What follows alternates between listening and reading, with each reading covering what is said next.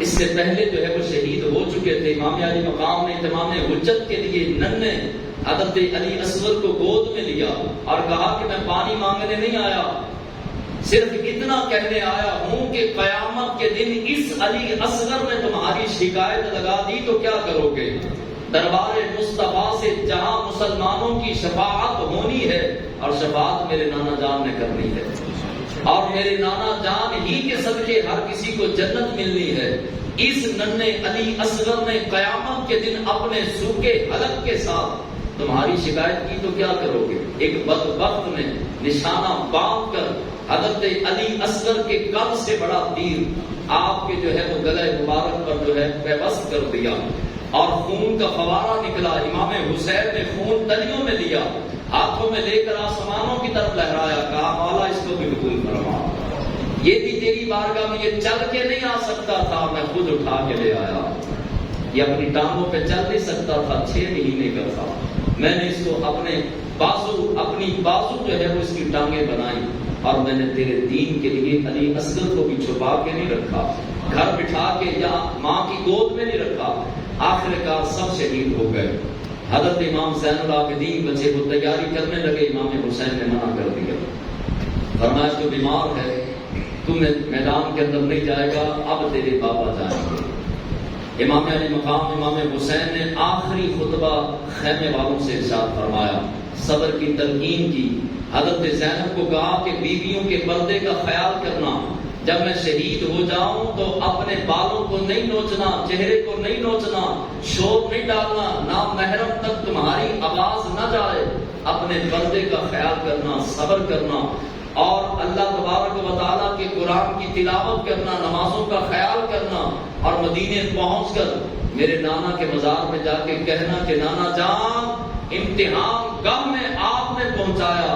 اور حسین نے امتحان گاہ میں صبر و شکر کا وہ کارنامہ سر انجام دیا ہے کہ قیامت تو آ سکتی ہے، دوبارہ اس طرح کا کارنامہ کوئی سر انجام نہیں دے سکتا۔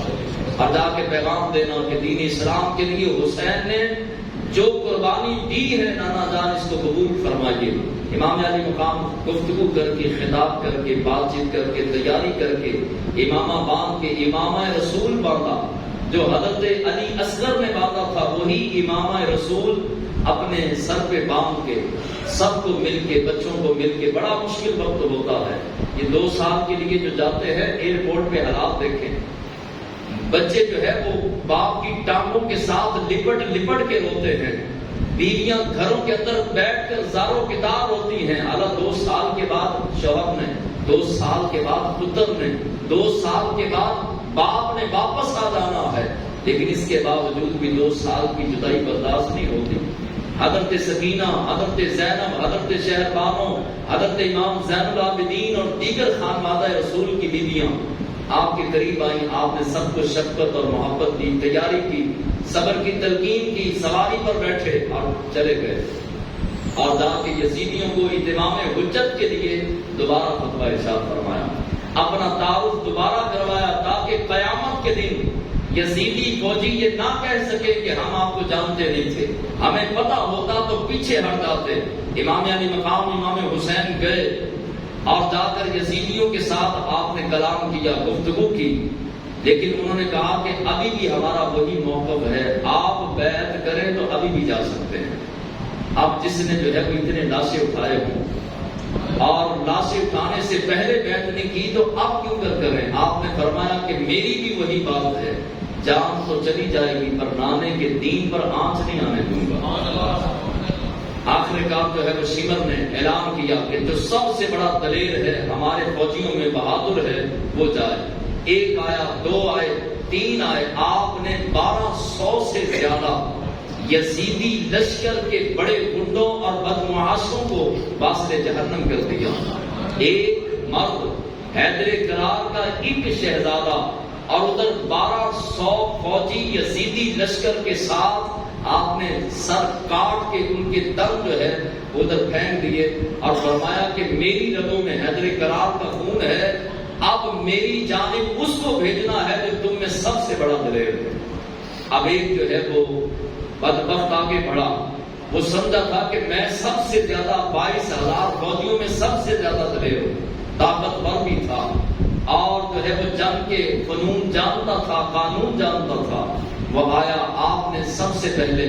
اس کے گھوڑے کی چاروں ٹانگیں کاٹ کے، اس کا سر کاٹ کے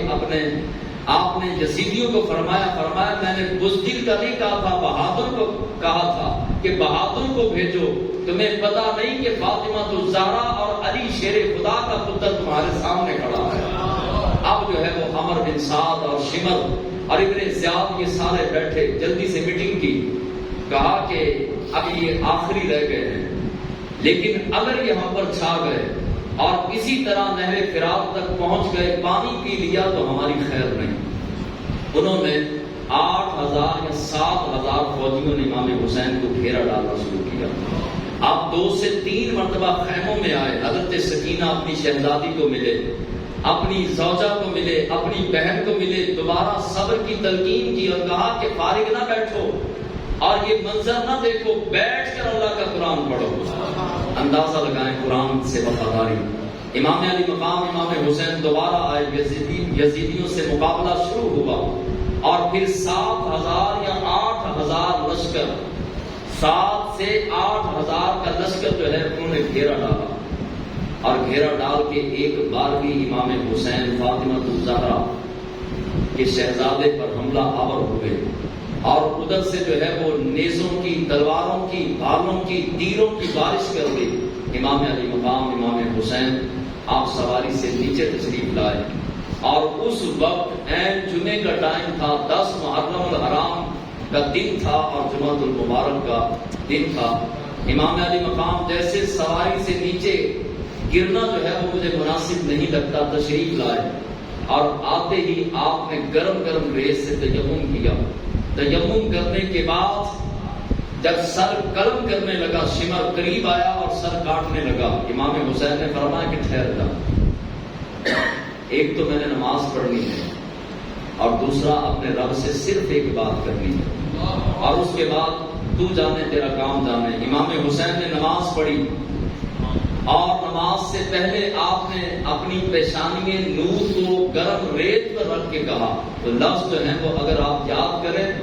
اور ان لفظوں کو یاد کریں، جب آپ اسلام کے لیے، دین کے لیے قربانی دینے لگیں، ان لفظوں کو یاد کریں کہ ہم ساری زندگی قربانیاں دیتے رہے تو حسین کے کربلا میں 1 سیکنڈ کا کروڑواں حصہ بھی قربانی نہیں دے سکتے۔ امام علی مقام نے اپنی پیشانی سجدے میں رکھی، کہا مولا حسین تجھ سے راضی ہے۔ چھوٹی مشکل نہیں تھی، اگر امام حسین چاہتے تو آسمان سے پانی برستا، زمین ساری کی ساری گما بن جاتی، امام حسین چاہتے تو درخت آ کر آپ کو چھاؤں کرتے، امام حسین آپ چاہتے تو جبریل آ کر اپنے پر بچھا دیتے، امام علی مقام امام حسین چاہتے تو جنت کی ساری کھڑکیاں کھول دی جاتی، ادھر سے جنتی حوروں کی چیخیں نکل رہی ہے، اور آسمان کے فرشتے جو ہے وہ سہنے پڑے ہیں کہ آج خاندان رسول کے ساتھ کربلا کے ریگستان میں یہ کیا ہو رہا ہے۔ امام علی مقام نے سر سجدے میں رکھا، کہا مولا میں نے تیرے دین کے لیے، اسلام کے لیے، قرآن کے لیے، شریعت کے لیے، تیرے محبوب کے لیے پورا خانوادہ قربان کر دیا، اپنا آپ بھی قربان کر دیا، لیکن اس کے باوجود اتنی مصیبتیں آئی، حسین تجھ سے راضی ہے۔ یہ بہت بڑے لفظ ہے، غور کیجیے گا گھر جا کے۔ آج تو بیٹا، جوان بیٹا کسی کا انتقال کر دے تو وہ شکوے کرتا ہے، مولا میں نے تیرا کیا بگاڑا تھا، طرح طرح کی باتیں کرتا ہے، شکوے شکایتیں، ذرا سا کاروبار نہ چلے پتا پریشان ہو جاتا ہے۔ ادھر بچوں کی لاشیں پڑی ہیں، بھتیجوں کی لاشیں، بھانجوں کی لاشیں، بھائیوں کی لاشیں پڑی ہیں، لیکن امام علی مقام کیا کہہ رہے ہیں کہ مولا میں تجھ سے راضی ہوں، اے اللہ میں تجھ سے راضی ہوں۔ ہم اتنی مصیبتوں پر اللہ سے راضی نہیں ہوتے،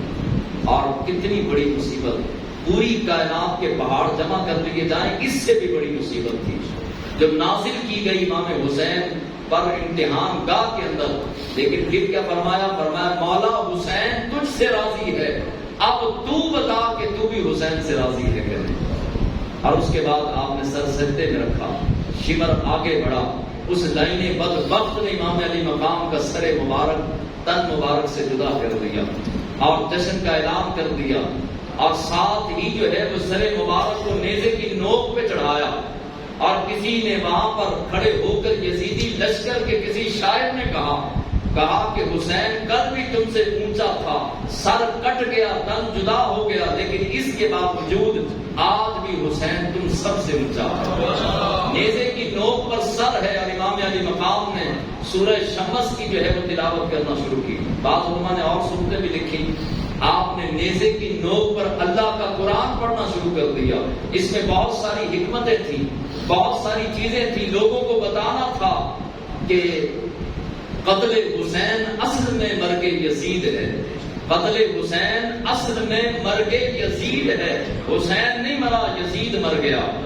اور یزید کا نام و نشان مٹ گیا۔ حسین کل بھی زندہ تھا، حسین آج بھی زندہ ہے، اور حسین کا نظریہ اور حسینی قیامت کی صبح تک زندہ رہیں گے۔ امام علی مقام کا نیزے کی نوک پہ قرآن سنانے کا دوسرا مقصد یہ تھا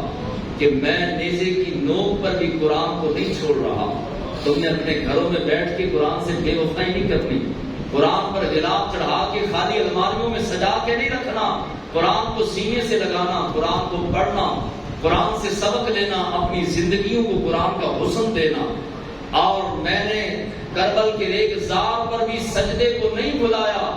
اور کسی بیماری، کسی تکلیف، کسی وجہ کو جو ہے وہ اپنے لیے جو ہے وہ عذر نہیں بنایا۔ میں نے نماز کربل کے ریگستان میں بھی ادا کی۔ تم اپنے قدیموں پر بھی، اپنے گھروں میں بھی، دکانوں پر بھی، مقاموں میں بھی، اور اپنے ہر مقام پر نماز کا خیال کرنا۔ اور تیسرا پیغام دیا کہ اگر اسلام کو ضرورت پڑ جائے خون کی، بچوں کی، مال کی، اولاد کی، تو ہر شے قربان کر دینا۔ جب بندہ ہر شے قربان کر دیتا ہے، اللہ دونوں جہاں میں اس بندے کو بلند کر دیتا ہے۔ امام علی مقام کا پیغام یہ امت مسلمہ کے نام ہے، قرآن سے وفاداری، اسلام سے وفاداری، اور اسلام کے لیے جو ہے وہ قربانی دینے کا جذبہ، اور تمہارا